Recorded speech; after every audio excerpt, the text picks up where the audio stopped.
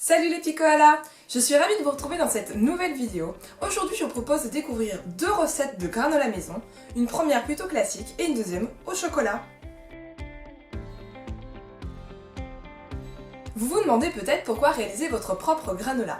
La première raison, c'est pour éviter des produits trop gras ou trop sucrés, comme c'est souvent le cas quand vous achetez des produits déjà préparés en commerce. La deuxième raison, c'est évidemment pour réduire vos déchets, car la plupart des ingrédients que nous allons utiliser dans cette recette, vous pouvez les acheter en vrac ou dans des sachets papier. Tandis que quand vous achetez un produit déjà préparé en commerce, il est souvent emballé dans du plastique et du carton. C'est parti pour le granola classique. Cette recette, c'est un peu la base des granolas. Vous allez ensuite pouvoir varier certains ingrédients afin de faire des granolas totalement différents. Nous allons avoir besoin de 200 g de flocons d'avoine. C'est l'aliment idéal pour le petit déjeuner, car il vous apporte des protéines, des sucres lents et des fibres, ce qui vous permet d'éviter les coups de barre ou les petits grignotages avant le déjeuner. 60 g d'huile, ici j'ai choisi l'huile de coco, 50 g de sucre, 35 g de farine, 35 g ici c'est de la coco râpée, mais vous pouvez aussi utiliser de la poudre d'amande ou de la poudre de noisette. 2 cuillères à soupe de graines de lin. Elles sont bonnes pour votre système cardiovasculaire et digestif, après c'est optionnel. Un œuf et une pincée de sel. Je vais commencer par peser tous mes ingrédients secs.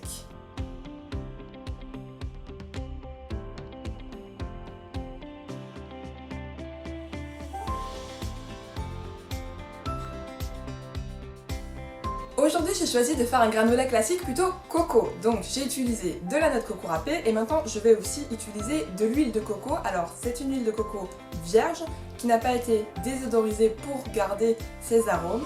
Je privilégie toujours une huile de coco bio et équitable. Je vais donc maintenant ajouter à mes ingrédients secs les ingrédients liquides.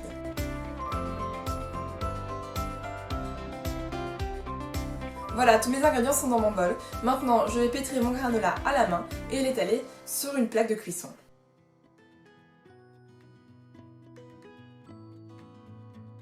Comme on est un peu gourmand, ce qu'on va faire, c'est qu'on va rajouter des fruits secs. Hop, ici j'ai choisi un mélange avec des amandes, des noisettes et des noix de cajou. Je les incorpore directement à mon granola, comme ça elles vont un peu torréfier pendant la cuisson et elles auront un goût super bon. Ma préparation est homogène, comme vous l'avez vu quand je la presse dans mes mains, elle reste un peu compactée ensemble, donc ça c'est idéal si vous voulez avoir des gros morceaux bien croustillants. Maintenant il ne vous reste plus qu'à l'étaler.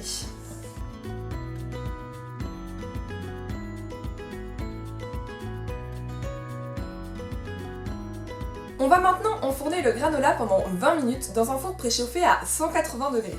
Si vous souhaitez réaliser le double de la préparation, c'est-à-dire partir sur 400 g de flocons d'avoine, doublez le temps de cuisson surtout si vous ne mettez que sur une seule plaque. Et pensez à mi-cuisson à un peu remuer votre granola pour éviter que les grains qui sont en dessous cuisent moins que ceux qui sont au-dessus.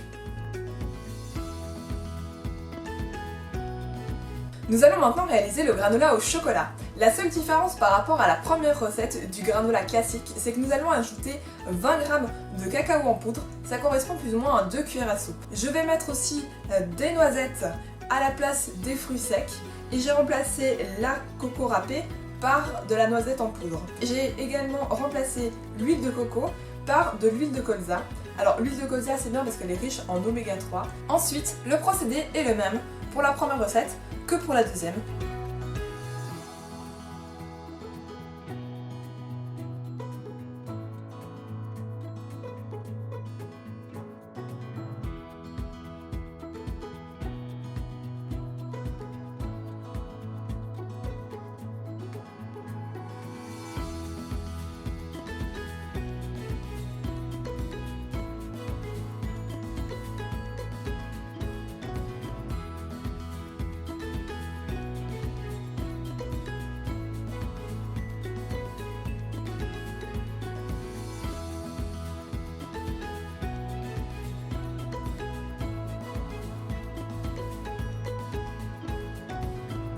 Voilà, après 20 minutes de cuisson, nos granolas sont bien dorés et croustillants.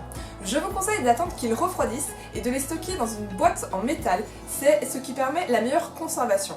Vous pouvez aussi ajouter quelques gourmandises comme des raisins secs ou des pépites de chocolat. J'espère que ce premier tuto cuisine vous a plu. Si c'est le cas, n'hésitez pas à vous abonner à la chaîne. On se retrouve également sur Facebook et Instagram.